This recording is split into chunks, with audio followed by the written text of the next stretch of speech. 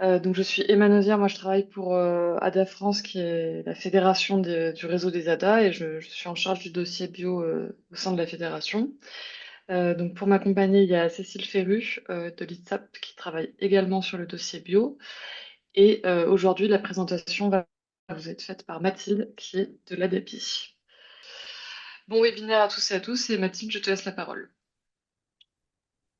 Merci beaucoup. Bonjour à toutes et à tous. Donc effectivement, aujourd'hui, on va parler certification en apiculture biologique. Euh, comment va se passer la matinée, enfin la présentation. Globalement, on va faire un tour d'horizon du cahier des charges.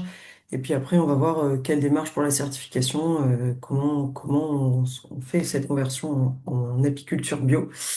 Et globalement, je me suis appuyée sur les textes officiels, les textes européens, le guide de lecture de l'INAO, et puis des synthèses qui ont été faites dans le réseau RESAPI, donc par les collègues. Donc pour commencer, on va faire, donc je disais, ce petit tour d'horizon du cahier des charges. On va parler origine du cheptel, emplacement, nourrissement, cire, santé des colonies, matériel entretien, et puis récolte et étiquetage pour finir. Donc pour commencer sur l'origine du cheptel, parce que disent les textes, c'est que dans un élevage conduit en agriculture biologique, les animaux achetés doivent être biologiques.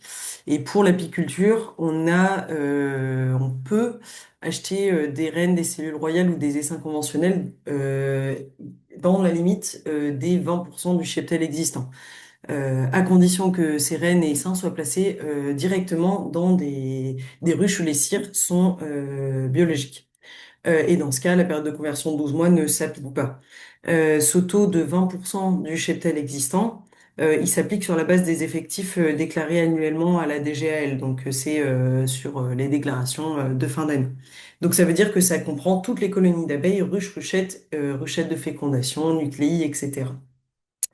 Dans le cas où il y a des catastrophes naturelles ou des maladies et que on ne peut pas acheter tout son cheptel en biologique, eh ben, on peut dépasser cette limite de 20% du cheptel si on peut justifier l'indisponibilité des animaux biologiques. Et dans ce cas, il faut remplir un formulaire INAO que vous pouvez trouver en ligne, cette demande de dérogation, achat des non biologiques en cas de mortalité élevée d'abeilles. Mais c'est que dans le cas où il y a une catastrophe naturelle ou une maladie reconnue.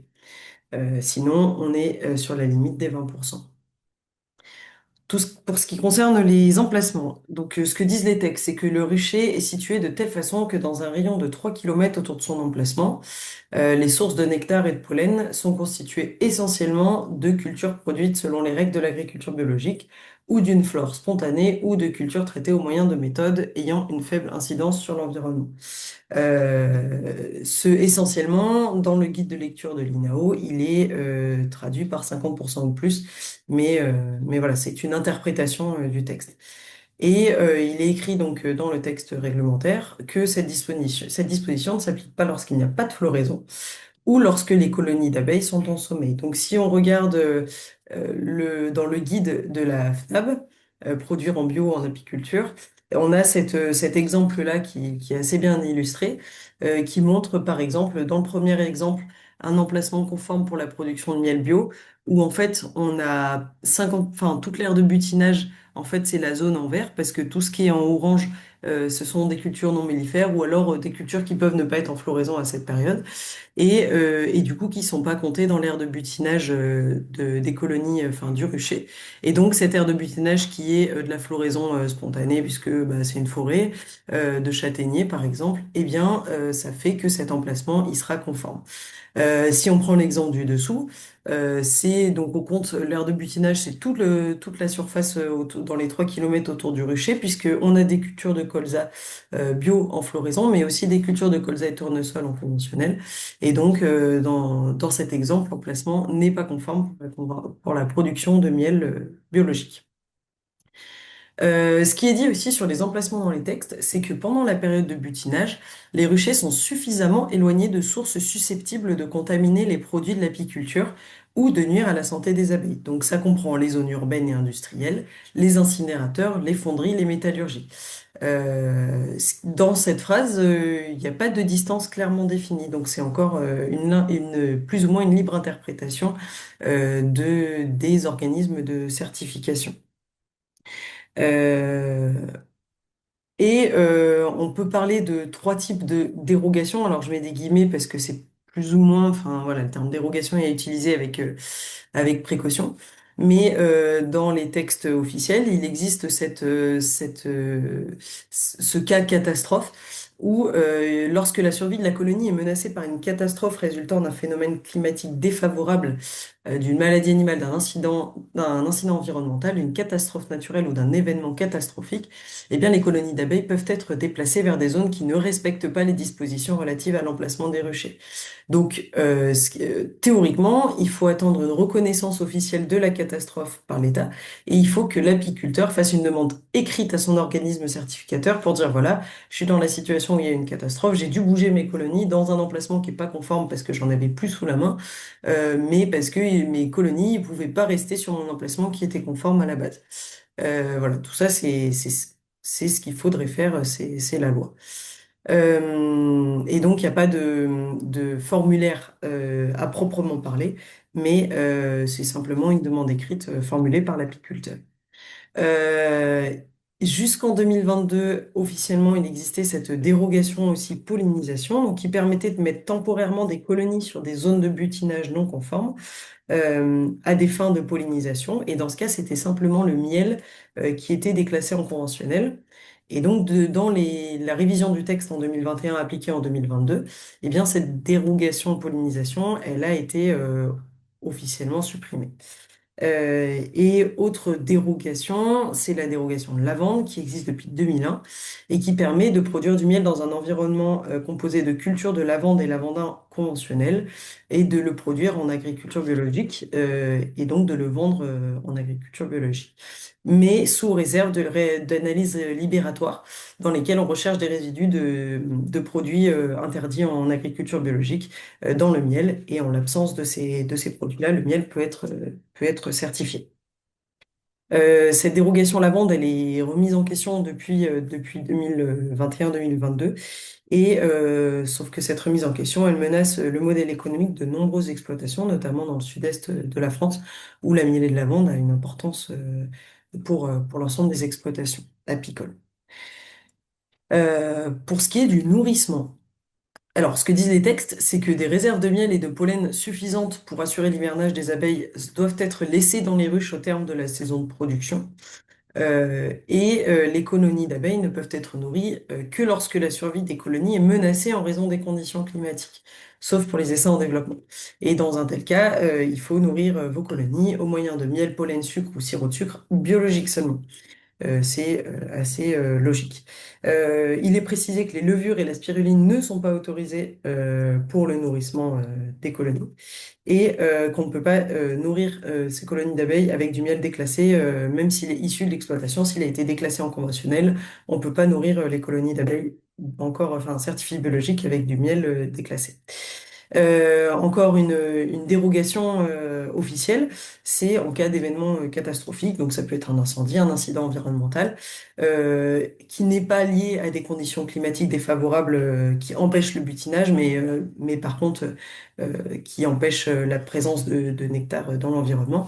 Et bien dans ce cas, il est possible de remplir le formulaire INAO demande de dérogation nourrissement des abeilles au moyen de miel, de pollen, de sirop de sucre ou de sucre biologique.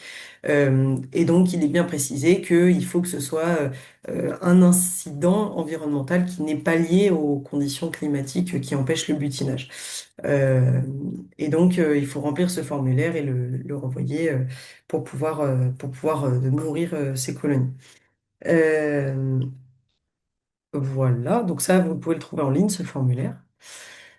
Pour ce qui est des cires, c'est tout récent puisque c'est depuis 2021 que les cires peuvent être considérées comme biologiques et on entend par cire biologique de la cire d'opercule prélevée dans une ruche qui a subi un an de conversion. Et il est précisé dans les textes que tous les nouveaux cadres doivent être remplacés par de la cire biologique. Alors, il est aussi précisé que pour les corps, il n'y a pas d'obligation de changer toutes les cires pendant l'année de conversion. Mais voilà, il faut les changer au fur et à mesure et que les cadres sont considérés conformes après un an. Simplement, la cire peut pas être vendue comme biologique si elle n'a pas été remplacée par de la cire biologique. Mais elle est considérée comme biologique pour votre exploitation. Euh, Et il existe une dérogation, encore une fois, officielle, euh, qui permet d'utiliser de la cire conventionnelle pendant l'année de conversion. Mais si les trois conditions suivantes sont remplies, c'est s'il n'est pas possible de trouver sur le marché de la cire issue d'apiculture biologique, donc ça, il faut pouvoir le prouver, qu'il n'y en a pas sur le marché. S'il a été établi qu'elle n'est pas contaminée par des substances ou des produits dont l'utilisation n'est pas autorisée en production biologique, et ça, ces molécules qui sont à rechercher dans une analyse de cire, enfin, toute la liste est bien écrite dans la note sur les conditions d'utilisation de cire non biologique de l'INAO, que vous retrouvez aussi en ligne. Donc, il y a la liste des molécules à rechercher et les limites à ne pas dépasser si on retrouve certaines molécules. Et troisième condition, il faut que ce soit des cires d'opercule. Voilà. Et voilà pour la cire. En ce qui concerne la santé des colonies, il est précisé qu'aucune mutilation des reines et des abeilles n'est autorisée. Donc ça veut dire que le clipage des reines est interdit pour éviter l'essaimage. En revanche, l'encagement est possible dans le cadre des traitements, par exemple.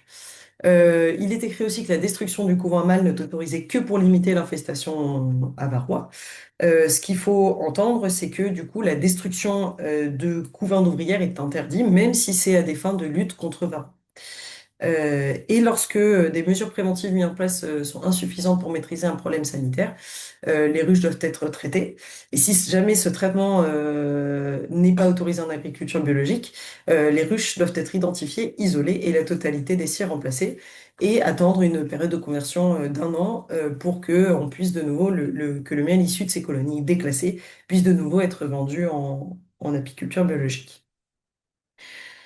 Et donc, petit rappel sur les traitements autorisés en apiculture. Donc, il faut qu'ils disposent d'une AMM, une autorisation de mise sur le marché, sinon c'est interdit. Et pour rappel, les médicaments qui disposent d'une AMM pour l'apiculture biologique sont donc dans ce tableau. Donc, s'ils sont à base de thymol, vous avez l'Apiguard et le Timovar. S'ils sont à base d'huiles essentielles et de thymol, vous avez l'Apilaïda. À base d'acide formique, vous avez le Formic Pro. À base d'acide oxalique, vous avez l'Apibioxal, Oxybi, Varoxal et Calestrep-Biox récemment. Et puis, si vous voulez un traitement acide oxalique et acide formique, vous avez le Varomède. Voilà pour ce qui est de la santé des colonies.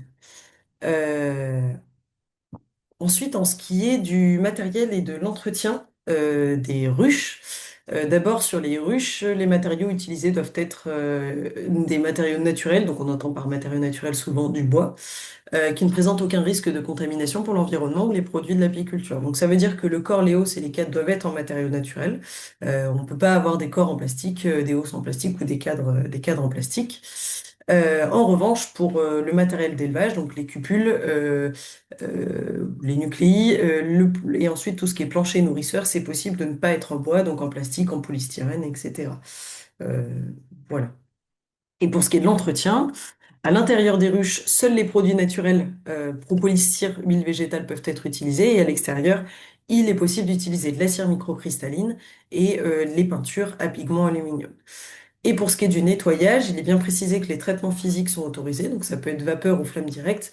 Et il y a une liste de produits dans le règlement européen, donc je vous ai mis la référence du produit du règlement, donc annexe 4, partie D, où il y a tous les produits autorisés pour le nettoyage et la désinfection des ruches. Et il est bien précisé que ces produits ne peuvent pas être utilisés comme biocides. Donc, il y a entre autres la soude caustique et d'autres produits.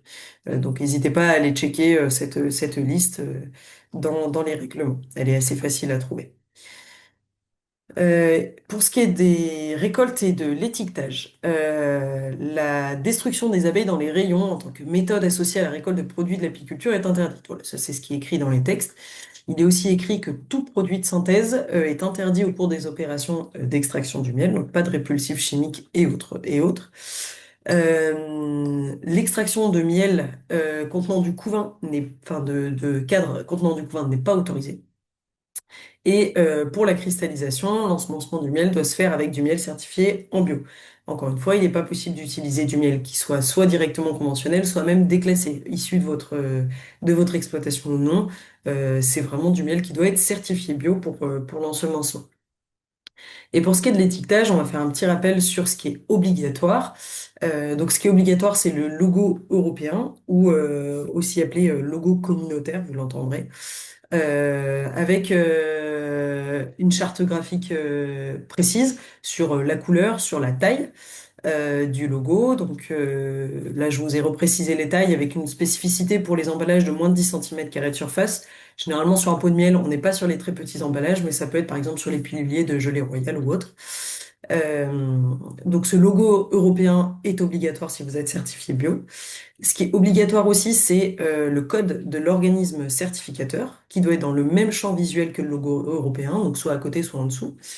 Euh, et donc, ce code de l'organisme certificateur, vous pouvez le retrouver soit auprès de votre OC, soit sur le site de l'agence bio, sont référencés tous les organismes certificateurs et leur code de référence. Et puis, il faut préciser l'origine du produit. Donc, vous pouvez écrire origine, enfin, agriculture UE ou agriculture France si votre miel est issu d'emplacement en France. Et si c'est non UE, ben voilà, il faut le préciser. Donc ça, c'est obligatoire aussi de préciser l'origine. Et donc après, ce qui est facultatif, c'est que vous pouvez rajouter donc le logo français de la marque AB, Agriculture Biologique. Et alors là, attention à la différence entre le logo d'étiquetage et le logo de communication. Je vous ai mis le logo de communication sur la slide juste après. Mais le logo d'étiquetage, c'est celui où il est écrit certifié agriculture biologique. Si le logo de communication, il n'y a pas ce petit mot certifié en haut. Et là, de nouveau, il y a toute une charte graphique avec les couleurs, les tailles, etc. Voilà. Et puis, vous pouvez aussi rajouter d'autres informations sur votre organisme certificateur, donc son nom, son adresse, son logo. Par exemple, vous pouvez écrire certifié par le nom de l'organisme et puis mettre en dessous son code d'organisme certificateur qui est obligatoire. Euh, et puis, ben voilà, pour les documents commerciaux, ce qui est obligatoire, donc on entend par documents commerciaux tout ce qui est bon de livraison ou facture. Pour la vente en vrac, il faut que les mentions soient parfaitement explicites sur le caractère biologique du produit. Pas forcément le logo, mais il faut que ce soit écrit, par exemple, issu de l'agriculture biologique en bas de vos factures. Et il faut aussi qu'il y ait l'identité, pardon, des organismes certificateurs impliqués. Donc, au moins le numéro de code, mais ça peut être le nom. Et donc ça, c'est pour la vente en vrac, donc tout ce qui est en dessous de enfin, sur vos documents de commerciaux. Et pour ce qui est des produits préemballés, donc par exemple direct ou demi-gros, les mentions sont facultatives parce qu'en fait, normalement, elles sont déjà présentes sur vos étiquettes. Donc, si vous livrez vos pots en magasin, vos factures sont pas forcément, n'ont pas forcément toutes ces mentions, mais bon, c'est conseillé de les mettre, comme ça, vous embêtez pas. Et je vous ai remis, du coup, ce logo de communication pour l'agriculture, enfin, pour la marque AB française. Voilà, donc à bien différencier de du logo que vous mettez sur vos étiquettes. Pour en savoir plus, vous pouvez aller voir la note d'étiquetage des produits biologiques de l'INAO, qui donc est sous forme de foire aux questions, où vous avez quand même beaucoup d'informations sur ce que vous pouvez faire, ce que vous devez faire sur vos étiquettes. Le guide d'étiquetage des denrées alimentaires qui a été rédigé par l'agence Bio, qui est aussi très bien fait avec tout ce qui est charte graphique au niveau des logos européens notamment, et français aussi. Et puis les règles d'usage de la marque AB, qui est pour la France, du coup, qui a été rédigée par le ministère de l'Agriculture il y a quelques années. Et puis des fois, vos organismes certificateurs peuvent vous fournir un document avec les règles d'étiquetage et leur interprétation. Donc vous pouvez aussi vous rapprocher de vos organismes certificateurs. Euh, voilà pour ce qui est des règles d'étiquetage. Et donc, on a fait le tour globalement du cahier des charges pour l'apiculture biologique en France. Et ben, on va passer à quelle démarche pour la certification. Si demain vous voulez passer en apiculture biologique, et ben, comment ça se passe? Comment ça se passe? Et ben déjà, on commence un peu, enfin, on anticipe un peu, donc on a mis année N-1 pour, en vous informant sur la faisabilité de la conversion et les éventuelles adaptations nécessaires. Donc, notamment au niveau de vos emplacements, vérifier la conformité de vos emplacements et aller chercher des emplacements conformes si les vôtres ne le sont pas. Bah, ça va être changer votre matériel si vous avez encore quelques caisses en plastique. Ça va être adapter vos traitements aussi si vous n'aviez pas des traitements varroa autorisés en bio. Voilà, donc ça va être vous informer sur tout ça et puis et commencer à anticiper toute votre conversion. Quand vous êtes prêt, donc c'est la première étape, c'est d'aller faire des demandes de devis aux organismes certificateurs et de choisir votre organisme certificateur. Donc ça, pareil, à anticiper. Sur le site de l'agence bio, je vous le disais, vous retrouvez tous les contacts et la liste des organismes certificateurs en France. Donc voilà, rapprochez-vous de celui qui vous intéresse, discutez-en aussi avec vos collègues. Des fois, ils sont de bons conseils sur eux, l'organisme certificateur auquel ils font appel. Euh, et donc, vous avez le code, le code organisme certificateur dont je vous parlais aussi en FR bio et puis un nombre à deux chiffres. Donc, renseignez-vous, là, vous avez tout ça sur le site de l'agence bio. Une fois que vous avez choisi votre organisme certificateur, vous notifiez l'agence bio de votre volonté de conversion. Et pour ça, c'est pas très compliqué. Vous allez sur l'agence bio, vous avez notifié l'agence bio vous arrivez sur ce portail de notification pour déclarer votre activité bio. Ça va assez vite. Vous voyez, ils mettent que ça met moins de 15 minutes. Et l'étape suivante, donc, c'est d'informer l'organisme certificateur que vous avez choisi, puisque vous avez 15 jours pour signer un contrat d'engagement avec cet OC à la suite de votre notification. 15 jours et pas un de plus pour signer un contrat d'engagement. Une fois ce contrat signé, vous planifiez votre première visite d'habilitation avec votre organisme certificateur. C'est l'occasion d'échanger avec votre opérateur sur vos dernières questions, sur bah voilà, comment ça va se passer, les visites à l'avenir, etc. Donc c'est l'occasion d'avoir un gros moment d'échange avec votre opérateur. Et puis bah, la conversion, c'est la mise en place du cahier des charges sur l'exploitation et elle dure un an. Vous ne pouvez pas commercialiser du miel biologique avant cette durée de 12 mois. Donc, si on reprend globalement le calendrier, donc on s'est informé sur la faisabilité de la conversion, on a fait des demandes de devis, on s'est déclaré à l'agence bio, on a signé un engagement avec un OC, on a fait notre visite d'habilitation, on a fait notre conversion avec notamment la question des CIR qui peut être peut-être la plus compliquée à gérer. À ne pas oublier qu'au mois de mai, au moment où vous faites vos déclarations d'impôt, vous pouvez déclarer votre conversion pour le crédit d'impôt. À ce jour, il est à 4 500 € par an, multipliable par le nombre de personnes dans le GAEC si vous êtes en GAEC, donc ça vaut le coup. Il y avait eu des discussions en fin d'année dernière pour que ce crédit d'impôt passe à 6 000 €, mais avec le vote du budget début 2026, finalement, il est resté à 4 500 €. C'est rétroactif sur 3 ans, ce crédit d'impôt. Si vous avez oublié de le demander l'année dernière, il est encore temps de demander ce crédit d'impôt auprès des services des impôts. Et puis, bah, un an après votre déclaration à l'agence bio, enfin votre notification, pardon, à l'agence bio, vous pouvez vendre vos premiers pots de miel ou fûts de miel en apiculture biologique. Pour ce qui est des documents à tenir et des visites annuelles, globalement, le fonctionnement est différent selon chaque organisme de certification et selon chaque opérateur. Donc, renseignez-vous bien, pardon, en début de conversion auprès de votre OC sur comment il fonctionne, est-ce que c'est vous qui devez caler la visite, à quel moment, etc. Et sur les documents qu'il attend s'il a un format particulier. Globalement, dans les documents qu'il faut avoir et qui sont demandés par tous les OC, c'est l'identification de vos emplacements. Donc ça peut être sous forme d'une carte, donc qu'elle soit IGN ou vue satellite, avec les emplacements clairement identifiés et les coordonnées GPS de l'emplacement. Le but, c'est que l'opérateur, enfin les opérateurs et les organismes certificateurs puissent vérifier la conformité de vos emplacements grâce à des outils de cartographie, donc par exemple BGIS, je ne sais pas si vous en avez déjà entendu parler, qui est un outil développé par l'ITSAP et qui permet de regarder la composition dans un rayon de 3 km autour d'un emplacement, la composition des surfaces. Ils peuvent utiliser aussi Cartobio, qui est donc l'outil développé par l'agence Bio. Enfin voilà, du coup, vous aussi, vous pouvez faire cet exercice-là. J'ai entendu dire aussi que des fois, les opérateurs, au moment des visites, ils font cet exercice avec les apiculteurs. Donc c'est assez intéressant pour vous aussi de vous exercer. Puis c'est des outils que vous pouvez utiliser, vous, pour vérifier la conformité de vos emplacements. Mais c'est ce qui fait que vous devez pouvoir identifier vos emplacements et les transmettre à l'organisme certificateur. Vous devez aussi tenir un registre d'élevage. Alors, du coup, il n'y a pas de forme imposée, mais en tout cas, il doit pouvoir retracer tout l'historique de vos ruchers.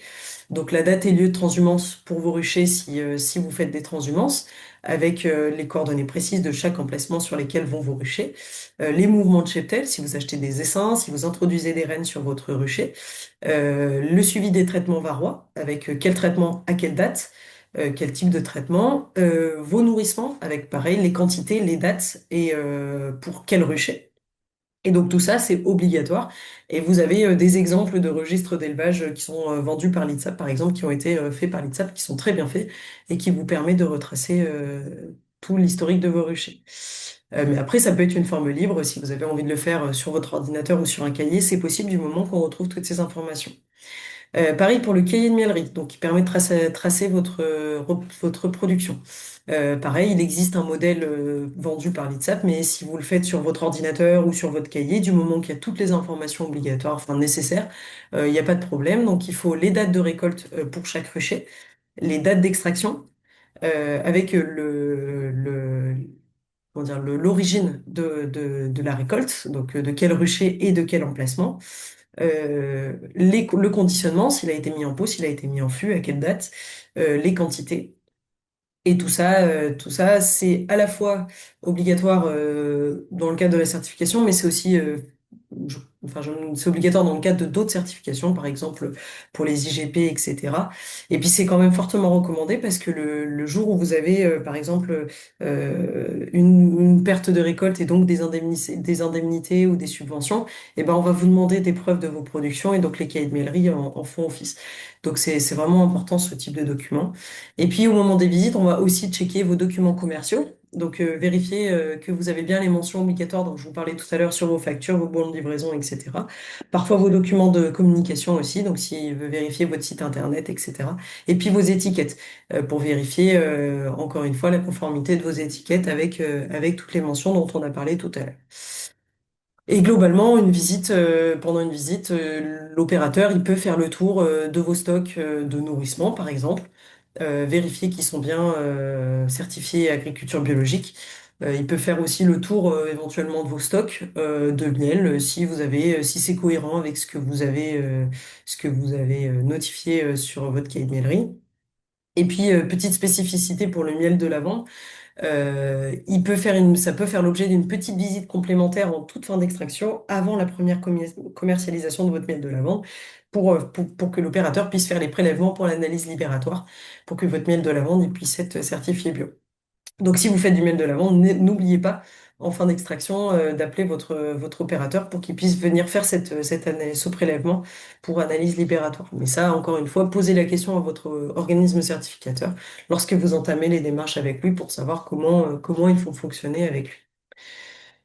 Voilà, globalement, je crois que je vous ai tout dit. Enfin, j'espère vous avoir dit en tout cas un maximum de choses. Donc, merci pour votre attention. Ben, on vous remercie en tous pour votre participation nombreuse. Merci à Mathilde pour sa présentation, merci pour les différentes réponses aux questions. Donc, il reste encore un webinaire vendredi prochain concernant les obligations réglementaires en termes d'hygiène sur les exploitations. Il sera notamment animé par Adriane Chartin de l'ADA Pays de la Loire et avec la participation aussi d'autres salariés d'ADA. Voilà, et donc le lien restera le même pour la semaine prochaine. Et on vous souhaite du coup une très bonne journée à tous. Merci à tous. Merci à tous. Bonne fin de journée.